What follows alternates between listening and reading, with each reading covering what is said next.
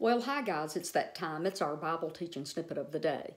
I'm going to pick up in Revelation chapter 21, verse 8, and I'm going to add to and stack on top of something I've already been talking about as far as the lake of fire that burns with fire and sulfur, and sometimes it's translated as brimstone.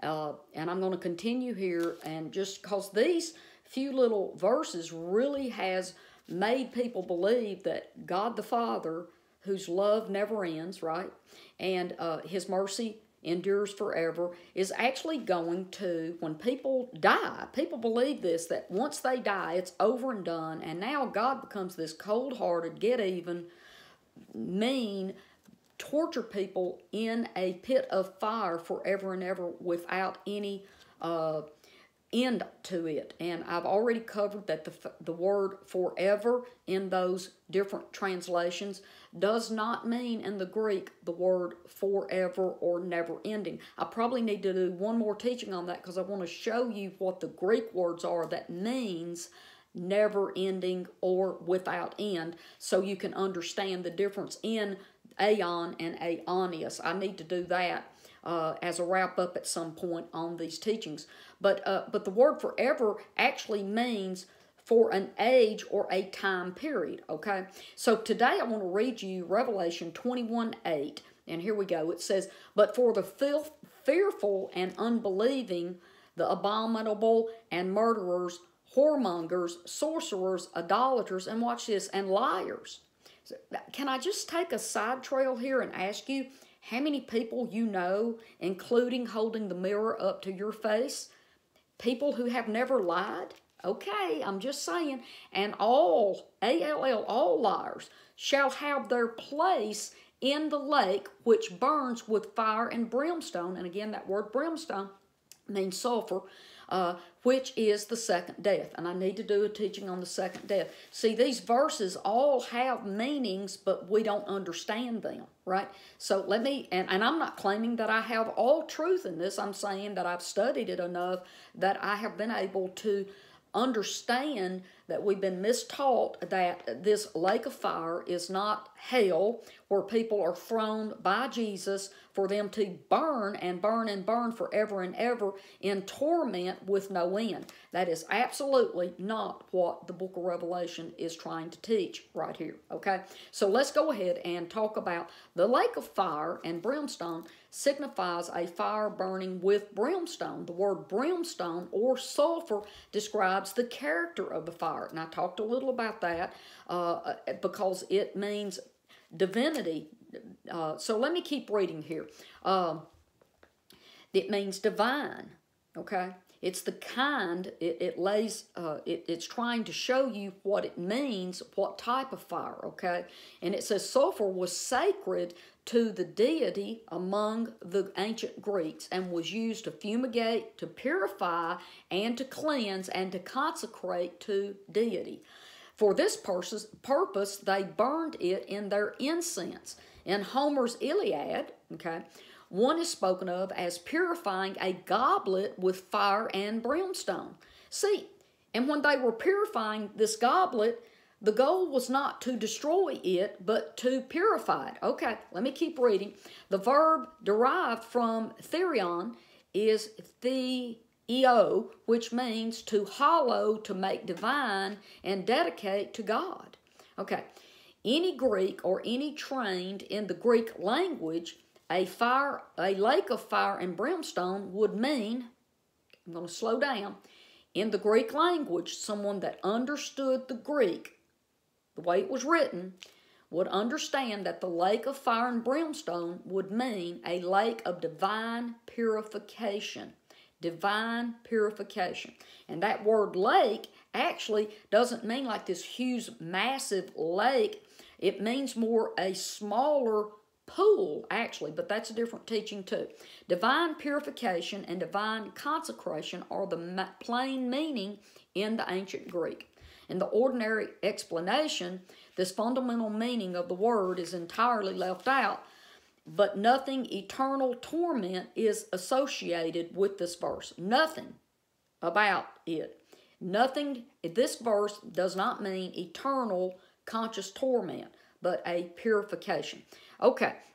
Now, let's see what I want to add to this, because I'm trying to... Now, I did make reference to 1 Corinthians 3, 14 and 15, where Paul was talking about, and I'm going to read this today because I want to mine this out in this teaching as well. If the work which any person has built upon this foundation, capital F, meaning Jesus, survives this test. Remember, I told you that the word for that... for torment meant a testing stone. Right here, that same concept is being used by Paul. So this testing stone, okay, the works of people will be tested, and if it survives the test, the person, will get his reward. Verse 15. But if any person's work is burned up under the test, he will suffer the loss, okay, though he himself will be saved, and watch this, but only as one who passes through fire. See, all of this kind of connects to what the writer of Revelation, that picture that he was trying to show us. So, see, even believers, you really don't want to hear this from this Bible teacher, because we think that if we said a sinner's prayer that we got our little free ticket, right? And actually, the truth of the matter is that anything that is evil, anything that is not of God, is not going to be allowed into the new heaven and earth. Every man will be purified. Some of us will be purified right here, right now, and it will not be hard for us to go, oh, okay, Lord, this is not true. This is a lie. I'm letting go of this, and it's a very easy purification for us. For others who in name say that they are Christians, that they're believers, they think that they've said their sinner's prayer and they got this free ticket. And actually, whatever is impure that is in them, any evil and wickedness, they will be under that same touchstone, that testing, so that it will be burned away so that they can enter in to the new heaven and earth. And I've got a lot more notes made out that I really want to teach today, because I want to talk about this verse here where it talks about, when I was reading in here about the fearful and the abominable, the murderers, whoremongers, and all that, and it says their part. I have to add this in today. That word part, let me read to you what it means. So we think that it's a placemat with their name written on it, and they're going to be thrown in there with the three that we've already seen thrown in the lake of fire, right? But that's not what it's saying. It's saying portion. That Greek word right there means a portion that is due to them, and that's what I'm talking about today. Let's look at that. It says here, to get as a section or an allotment, a portion, okay? And here's the number one meaning under the Strong's. It says a part due or assigned to one. So what I'm saying to you, okay, so what we see here is that anybody that has any evil or wickedness in them has to be purified. And they have a portion allotted to them in that purification pool until the Bible makes a reference to people's robes being made white, the washing of their robes and it being made pure. And that's what this is talking about, people being made pure. Now, I'm going to stop right here. I've got some more things written out that I want to talk to you about, but I'm going to take just a real quick time out here, and I want to tell you something that Holy Spirit showed me. I was teaching this to my husband, and I said, it's kind of like right now, we're living in a temporary trailer house because our house perished in November of last year. But right now, did you know, this is bad for me to admit in public, but I will let my 5 little dogs come in, and, well, they're big dogs, actually, labs, but anyway, I think they're little because I see them as my babies. But I let them, as much as I love them, okay, I let them come in here, and they're not really clean real good, and because what I know is that this is a temporary home for me, and I'm not quite so picky about it like I was in my house before it burned. But watch, my new house is almost ready to be moved into, okay? And I was telling my husband, I said, did you know right now I let them come in. I don't brush them and get all their hair off. There's hair everywhere. I let them come in a little bit wet sometimes and lay on blankets. And I just wash the blankets. I dry them off or whatever. And there's dirt on the floor and I have to vacuum 2 or 3 times a day.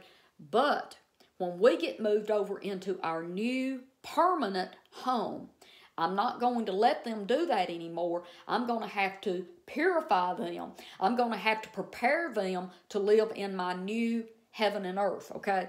I'm giving you an analogy now. This new heaven and earth that we're going to be living in with God, nothing defiled can enter into its gates, guys. Nothing defiled, okay? So what I'm going to do is when I move out of this temporary place that I'm not really too concerned with my 5 dogs, if they're not in perfect condition, if they've got hair or dirt and they're a little muddy or they're wet, that's okay.